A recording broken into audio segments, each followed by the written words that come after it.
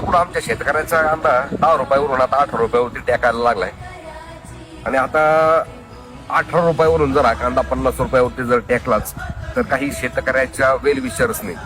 हे वाक्य बोलायला चालू करू नका की कांदा महाग झाला, आम्हाला कांदा परवडत नाही, कांद्याचे भाव कमी व्हायला हवेत. आणि ज्यांना कांदा परवडत नाही त्यांनी तो खाऊच नाही. आणि कांदा न खाल्ल्यामुळं आतापर्यंत कोणी मेलंय असं तरी मी तरी ऐकलं नाहीये.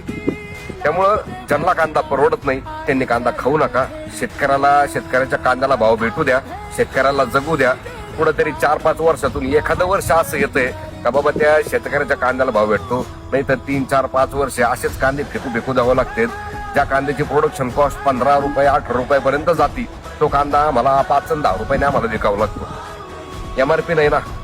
आमच्या मालाचा भाव हे सरकार ठरवणार आहे, हा आम्हाला ठरवण्याचा अधिकार नाही.